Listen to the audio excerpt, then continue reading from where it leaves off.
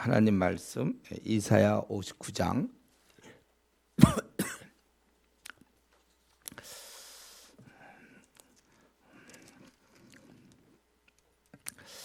우리 앞에서는 58장에서는 사람들을 우리가 잘 돌보고 하나님을 잘 경외할 때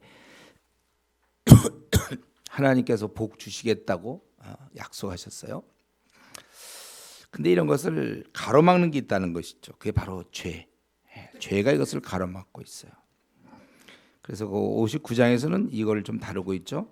1절부터 8절까지 보면 이제 우리의 죄로 이거로 인하여 우리가 구원이 막힌다. 이거 여호와의 손이 짧아 구원하지 못하심도 아니요 귀가 둔하여 듣지 못하심도 아니라 오직 너희 죄악이 너희와 너희 하나님 사이를 갈라놓았고 너희 죄가 그의 얼굴을 가려서 너에게 듣지 않으시게 함이니라. 하나님부터 우리가 구원을 얻지 못하거나 또 기도에 응답 없음 우리의 죄 때문이라는 거예요. 그것이 3절부터 거기 8절까지 그 실상에 나오죠. 손의 피, 손가락의 죄악, 증오, 미워하고 살인, 입술의 거짓이 또 혀는 악독을 말한다. 사람이니까 미워하고 우리가 뭘 어떤 잘못이 있는가, 사람을 미워하는 잘못과 또 거짓말한다는 거예요. 그리고 공의로 소송하지 않고 진실하게 판결하는 자도 없으며 험한 것을 의뢰하며 거짓을 말하며 악행을 잉태하여 죄악을 낳으며 계속해서 아주 죄악을 생산하는 그런 모습. 독사를 품고 거미줄을 짜나니 알을 먹는 자는 죽고 밟힌즉 독사가 나오고 또 그 짠 것으로는 옷을 잃을 수 없다. 유익이 없다는 것이고 또 행위로 자신을 가릴 수 없어요. 죄악의 행위를 가릴 수 없다는 거예요. 또 그 손에는 포악이 있고 그 발은 행하기에 빠르며 무지한 피 흘리기를 신속하고 또 생각은 악한 생각 그리고 황폐한 파멸이 그 길에 있되 평강의 길을 알지 못하고 정의가 없고 굽은 길을 스스로 만들고 그 길을 밟는 자마다 평강을 알지 못한다. 우리 보면 지금 죄에 대한 얘기를 쭉 하는데 우리가 이 같은 사람이라도 이런 죄 가운데 사는 사람도 있어요. 죄로 인해 사는 사람들.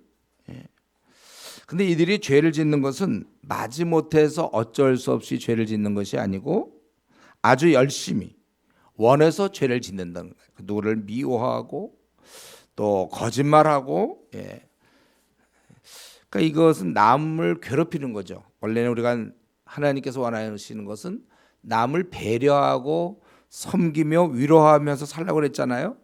근데 이들은 이렇게 남을 괴롭히고 못 살게 군다는 거예요. 근데 우리는 이제 이런 말씀을 볼 때 이게 바로 우리도 얼마든지 이렇게 될 수 있다는 거예요. 내 몸 안에도 이 죄로 물든 마음, 이 생각이 있고 또 통제가 잘 안 되는 언어가 있습니다. 그래서 우리가 언제 그것들이 사용될지 몰라서 주위 사람을 힘들게 할지 몰라요. 그래서 부부의 경우도 언제 어떻게 돼서 절제가 안 되면 막 말로써 상대방을 배우자를 괴롭히기도 하고 공동체 내에서도 통제가 잘 안 되는 혀, 이 죄로 물든 마음, 저 여러분 다 갖고 있습니다. 그렇기 때문에 사실은 이걸로 인해 내 주위 사람이 힘들 수도 있겠다를 항상 생각해야 돼요. 그래서 주위 사람들을 염려하는 마음으로라도 우리가 기도 생활을 해야 돼요. 나를 다스려야 된단 말이죠. 내 이 악한 마음, 결국 생각이잖아요. 생각을 바꾸기 위해서라도 성경을 읽어야 돼요. 만일 아니라면 현재의 이대로의 나를 만나는 사람들은 다치게 될 수 있다는 거예요. 고통을 줄 수 있어요. 나를 만나는 사람은. 내가 결혼을 하면 내 배우자는 나 때문에 힘들 수가 있는 거고, 내가 교회에서 어떤 직분을 맡으면 성도가 힘들 수 있고 목회자가 힘들 수 있고, 그렇기 때문에 우리가 기도 생활과 성경 열심히 말씀 생활을 꾸준히 하자는 것은 결국은 다른 말로 표현하면 이웃 사랑이에요. 결국 내가 바뀌는 거잖아요. 나 이런 죄성이 바뀌게 되고 내 혀가 통제되고, 그러니까 나를 통해서 나를 잘 통제해서 다른 사람에게 상처를 주지 않는 것. 이러기 위해서는 우리는 계속 성숙해야 됩니다. 머물러 있으면 안 돼요. 그러니까 변화되지 않는 나를 자꾸 대중 앞에 내놓으면 안 되는 거예요. 많이 다치는 겁니다. 그러니까 인격이 안 된 사람이 뭐 교회에서 장로가 되겠다, 교회에서 뭐 목사가 되겠다. 그럼 많은 사람들이 힘들어진단 말이에요. 그러니까 우리가 지기가 오를수록 많은 자를 만날수록 준비 안 돼 있는 나는 상처를 많이 주게 되는 것이죠. 그러니까 우리가 그것까지 고려하면서 우리 앞날을 기도해야 돼. 내가 어떤 거 좋다고, 난 국회의원이 참 좋다, 장관이 좋다, 교수가 좋다, 그걸로만 갖고 우리 앞날 결정하면 안 돼요. 그에 뒤따르는 인격이 어떠한가. 사업가가 되겠다 그러지 말고, 그런 경우 차라리 조그만 가게를 해서 혼자 상처 안 주도록 막 뭐 몇십 명 몇백 명을 부하 직원을 거느리고 사업을 크게 한다. 그 준비 안 돼 있는 내가 함으로 그들이 받을 그 상처를 생각하세요. 그러니까 우리 이런 면에 있어서 하나님이 내 기도 잘 안 들어준다고 해서 우리가 섭섭히 생각하지 말고 오히려 우리부터 나를 고쳐야 되는 거구나. 바로 이러한 모습이 우리들이란 말이죠. 이로 인해서 결국은 죄로 인해서 거기 15절까지 그 파멸이죠. 우리 정의와 공의가 멀게 되고 우리는 빛을 바라나 어두움뿐이에요. 캄캄한 가운데 행하는 것입니다. 그래서 10절에 있는 것처럼 우리는 맹인같이 더듬어 낮에도 황혼때같이 넘어진다는 거예요. 그래서 우리는 너무 힘들기 때문에 곰같이 부르진다. 이것은 이제 강도가 센 거죠. 곰, 아주 그냥 힘있게. 또 비둘기같이 슬피, 아주 처량함. 그렇지만 우리에게 정의를 바라나 없고 구원을 바라나 우리에게서 멀도다. 결국 우리가 본인이 공평과 의를 멀리하고 죄악 가운데 지내니까 그게 찾아올 수가 없는 것이죠. 결국 우리는 어두움만 남게 되는 거예요. 그래서 12절부터 이사야는 자신이 기도자가 되어서 고백을 하고 있는 거예요. 이런 걸 아무도 고백 안 하니까. 바로 우리가 주 앞에 허물과 죄가 많다. 그렇게 우리의 죄악을 우리가 안다. 이렇게 12절에 얘기하고 있죠. 그리고 우리가 하나님을 배반하고 속였다. 우리가 거짓말을 마음에 잉태하여 나갔고 정의, 공의, 다 성실, 정직이 사라졌다는 거예요. 그걸 이제 선지자가 고백을 하는 것이죠. 그러므로 성실이 없어짐으로 15절에 악을 떠나는 자가 탈취를 당하는. 여기서 악을 떠나는 자라는 것은 이제 의인이죠. 성실이 없어지니까 세상이 온통 그렇게 되니까 의인들이 탈취를 당한다는 것입니다. 선한 사람이 발붙일 곳이 없다는 거예요. 악이 세상을 휩쓸었으니까 계속 악이 이렇게 팽창해 나가면 회개함 없이 계속 악이 계속해서 지배하게 되면 결국은 선한 사람이 발붙일 곳이 없다는 것입니다. 참 이러한 아주 그러니까 암울한 시대죠 이거는. 그러니까 이런 깜깜한 시대에 그러니까 어둠이 세상을 지배할 때 이런 선지자 같은 사람이 한 명이 있어서 그래도 이런 죄를 고발하고 있는 거예요. 우리는 죄를 범했고 우리가 이렇게 잘못했다 이렇게. 이때 그 선지자의 마음이 좀 어땠는지 몰라요. 대부분 사람들이 다 죄악에 물들어 버려 있는데 혼자 깨어서 막 의인으로서 투쟁하는 그런 모습. 사실 지금 저와 여러분이 이제 이러한 자세로 사는 거예요. 이 땅이 온통 죄된 땅에서 우리는 이게 정말 잘못됐구나. 요즘 막 동성애가 막 그래도 이제 막 사람들은 그걸 하나의 사랑의 형태로 공중파를 통해서 막 이렇게 그 사랑의 형태로 막 미화돼서 나타나기도 하고 우리가 참 싸울 적들이 많은데 그럴 때 우리가 참 안타까워하고 어쩌면 우리는 점점 우리는 이제 영역이 줄어들 거예요. 우리들끼리만 잘못됐다고 얘기하고 밖에 나서 그런 얘기하기도 이제 점점 어려워져요. 그래도 우리는 끝까지 이제 제대로 된 이 깨달음을 갖고 우리가 살아야 됩니다. 여러분 이제 저는 이제 그래도 이제 나이가 많이 돼서 좀 더 하면 이 악한 꼴을 이제 덜 보고 떠나겠지만 여러분들은 이제 더 극심한 세상에 살아야 돼요. 이럴 때 정말 이 선지자처럼 혼자만 해도 하나님 앞에 나가서 이 죄를 고백하고 우리가 범죄했다고 얘기하고 올바른 기준을 가지고 여러분들 끝까지 살아야 되는 것입니다. 그리고 죄악이 너무 심해서 선한 사람이 발붙일 곳이 없어요. 탈취를 당할 수밖에 없다고 얘기 나와 있잖아요. 이런 날이 온다는 겁니다. 그렇기 때문에 사실 우리나라만 하더라도 아직 그리스도인이 좀 있잖아요. 교회가 있고 이거 아주 큰 자산이에요, 여러분. 이들과 함께 가야 돼.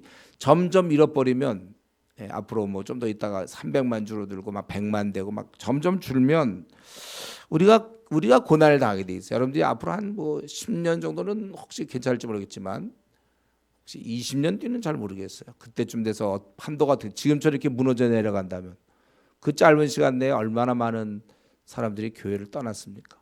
점점 이 안티 쪽으로 바뀌게 되는데 우리가 무슬림 하에서의 신앙생활을 한다고 생각해 보세요. 어떻게 해볼 수가 없어요. 대다수니까. 지금 우리 한국이 점점 신자들이 줄어들고 있고 요즘은 뭐 이제 무슨 캠퍼스 같은 데서 복음을 전하면 뭐 동아리에서 뭐 내보내겠다, 못 전하게 뭐 하겠다, 뭐 법으로도 막 막고 이제 점점 그럴 수 있다는 것이죠. 그렇기 때문에 지금 많이 싸워야 돼. 우리 잃지 않고 여러분 이건 뭐 약간 이기적인 생각일 수도 있죠. 어떻게 보면 내가 살기 위해서라도 앞으로 여러분 50년은 버텨줘야 된다. 최소한도 지금 정도라도 한 50년 가면 그래도 여러분들 괜찮을 때 지금이 아니라니까 여러분이 있을 때는 여러분들이 점점 앞 10년 뒤 20년 뒤에는 그리스도인이 더 없어질 건데 그때는 또 어떤 일이 당할지 우리 공산권하에서의 그리스도인을 생각해 보세요. 어떤 류의 박해가 올지 모른단 말이에요. 그러니까 힘써 우리가 사실은 싸워야 돼요. 잘못된 것에 힘써 싸우고. 지금 우리가 뭐 딴 사람들 다 전도하라고 그러고 자기는 가만히 있고. 그 어떻게 보면 다른 사람을 의지하고 있는 거예요. 그 사람이 다 마련해 준 데서 자기 좀 신앙생활을 하는 거죠. 우리가 이 후세를 위해서라도 여러분 전투하셔야 됩니다. 여기 이제 결혼하신 분들은 자녀를 위해서라도 전도하러 나와야 돼요. 왜냐하면 걔가 살아야 될, 내 아들 딸이 살아야 될 그때 그 시대에는 너무나 힘들 거예요. 보호하기 위해서라도 빨리 우리 성도들을 계속해서 늘려 나가야 될 것입니다. 이제 이렇게 해서 도저히 안 되는 지금 이러한 이스라엘 백성들이 죄로 인해서 도저히 다 파멸당할 수밖에 없는 그런 가운데서 15절부터 16 거기 보면 15절 후반절부터 보면 하나님이 이걸 다 보신단 말이죠. 그리고 중재자가 없어. 이상이 모세나 뭐 비느하스 같이럼. 그래서 어떻게 했냐면 스스로 구원을 베푸시겠다. 16절에 그래서 자기 팔로 스스로 구원을 베푸시며 자기 공의를 스스로 의지하사 이제 하나님께서 나서시겠다는 거예요. 그래서 17절부터 19절에 보니까 구속자를 세우시겠다는 거예요. 중재자가 없으니까 결국 하나님이 스스로 나오셔서 이제 구속자를 세우시는 거예요. 바로 우리 이제 메시아가 되는 거죠. 그래서 전사로서 전투를 준비시켜요. 공의를 갑옷으로 삼고 이 악과 싸우는 중에 구원을 그머리에서 투구로 삼으며 보복을 속옷으로 삼고 이것은 이제 신원해 주시는 모습이죠. 열심을 겉옷으로 삼고 열정을 가지고 행하며 이런 옷을 입으신 후에 18절에 행위도로 갚으신다. 원수에게 분노하며 원수에게 보응하고 섬들에게 보복하신다. 그래서 이렇게 하시기 때문에 19절 서쪽과 해돋는 동쪽이 그 이름과 영광을 두려워하게 된다.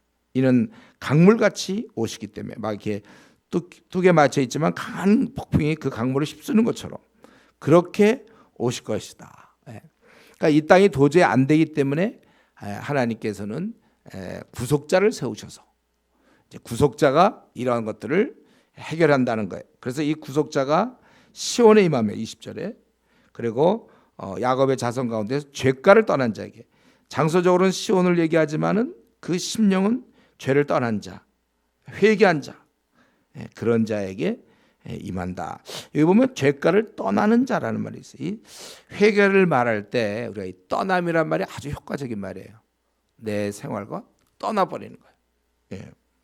그리고 이것은 한순간에 끝나는 것이 아니라 21절 언약에 근거하여 계속된다는 거예요.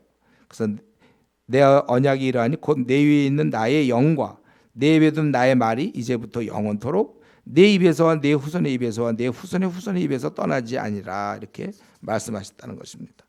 그러니까 주님이 오신 후에 그리고 이제 이 일을 하시고 승천하신 다음에 모든 성도들에게 사실 성령을 주셨잖아요. 성령. 그리고 또 이 하나님 말씀을 주셨어요. 주님께서 떠나면서 이것이 우리에게 너무나 중요한 거니까 그래서 이 두 가지를 우리에게 주신 겁니다. 그래서 거기 21절에 나의 영과 내 입에 둔 나의 말. 그렇기 때문에 우리는 부지런히 이 말씀을 가까이 해야 되고 또 성령 충만할 수 있도록 기도해야 되는 것입니다. 그러니까 이제 이 59장을 결국 살펴보면 결국은 이 인간들끼리 나눠 갖고는 도저히 안 된단 말이죠. 15절에 있는 것처럼 결국은 그중에 소수 의인들은 발 디딜 곳이 없을 정도로 그렇게 악해져. 더 심해지면 이제 소돔과 고모라처럼 아무도 없으니까 더 이상 이제 악의 재생산만 이루어지지 바뀌어지지 않기 때문에 하나님이 이제 벌하셨잖아요. 그러니까 우리가 항상 살면서 그걸 생각해도 우리는 어떻게 하다가 좀 한국에서 태어나 가지고 믿는 사람이라도 몇 백만 있어서 다행이에요. 이게 줄어들 수 있다는 거고 아니 그리고 현재 줄어가고 있어요. 그러면 이제 믿는 자들이 고통을 당한다는 생각을 우리가 항상 해야 될 것이고 그러니까 이렇게 마음껏 예배 드릴 수 있는 날도 반드시 계속된다 이렇게 얘기할 수 없어요. 어떻게 될지 몰라요. 우리 저 뭐 무슬림 지역 같은 데는 다 한때 터키 지금 터키 같은데 바울 사도 이렇게 다녔고 한때 그런 나라였지만 그래서 예배 보다가 죽기도 하고 예배당이 막 폭파되기도 하고 우리는 이런 걸 좀 생각하면서 기회 주실 때 열심히 하고 인간적인 생각일지 모르지만 우리 있는 사람을 놓치지 말고 오히려 더 해야 내가 그래도 이 땅에서 그래도 숨 쉬는 동안 그래도 견딜 수 있겠구나 이런 생각을 우리가 해야 돼.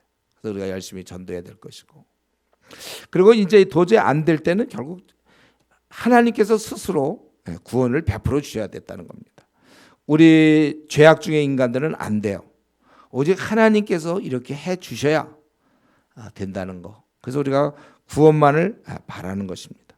사실 이게 우리가 갖는 유일한 희망입니다. 우리 힘으로 어떻게 이 지금 한국 교회를 어떻게 해볼 수도 없고 사회를 어떻게 바꿀 수도 없어요. 오직 하나님께서 은혜 베푸실 때만 가능한 것입니다. 그래서 우리가 나름대로 이렇게 한국 교회가 쇠퇴하기 때문에 어떻게 하든지 쇠퇴하는 걸 막아보고 오늘날 이렇게 청소년이 교회를 떠나고 또 대학 청년들이 다 신앙을 버리고 막 이런 상황에서 그래도 어떻게 그들을 좀 한번 하려고 그럴 때 우리는 힘이 없어요. 그래서 우리가 낙심이 된단 말이죠. 이럴 때일수록 더욱 하나님을 바라봐야 돼 우리는. 또 우리가 이렇게 40일 기도하면서도 마찬가지죠. 하나님이 정말 이 캠퍼스에 이 복음이 흥할 수 있게 해주십시오. 또 우리 지금 한국 사회에 중고등학생 다 내 힘으로 어떻게 할 수가 없어요. 하나님 도와주셔서 다시 다음 세대를 책임질 청소년들이 교회를 찾아오게 해주십시오. 교회를 떠난 대학 청년들이 다시금 돌아오게 내 힘으로 하려 해도 안 되니까 지금 우리도 지금 몇 년째 이렇게 고생하고 있습니까? 잘 안 돼요. 하나님께 도움을 요청해야 됩니다. 하나님이 결국 해주셔야 돼요.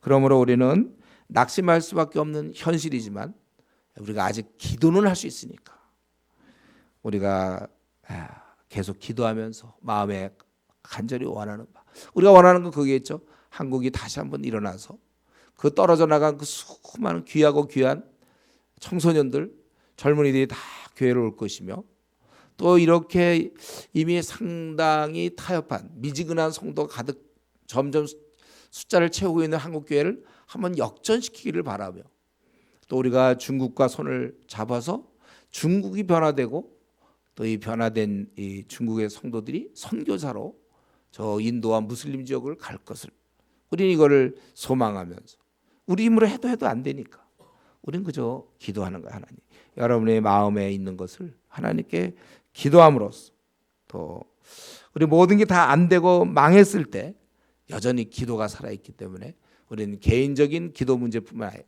자기의 기도 제목뿐만 아니라 또 이러한 지금 시대를 바라보면서 이렇게 타락한 말세 중에 말세, 이 지구촌 전체가 너무 타락하고 음란하고 죄악 가운데 있는데 이럴 때 의인인 여러분들은 더욱더 이런 문제를 놓고 하나님 앞에 힘써 간구해야 마땅한 것입니다. 기도하겠습니다.